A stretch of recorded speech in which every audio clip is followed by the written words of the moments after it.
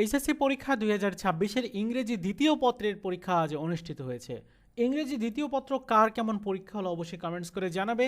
তোমাদের সকল বোর্ডের সমাধান আমাদের এই চ্যানেলের মাধ্যমে দেওয়া হবে। ইতিমধ্যে আমাদের কাছে প্রশ্ন চলে আসছে এবং প্রশ্নগুলো এখন সলভ করা শুরু করেছি। খুব তাড়াতাড়ি তোমাদের মধ্যে প্রশ্নগুলো সলভ করে দিয়ে দিব। সো এই চ্যানেলটিকে প্রত্যেকে সাবস্ক্রাইব করবে আর কোন বোর্ডের সমাধান আগে চাইছো সে বিষয়টা জানাবে। পাশাপাশি তোমাদের পরীক্ষা কেমন হয়েছে সে বিষয়ে জানাতে ভুলবে না।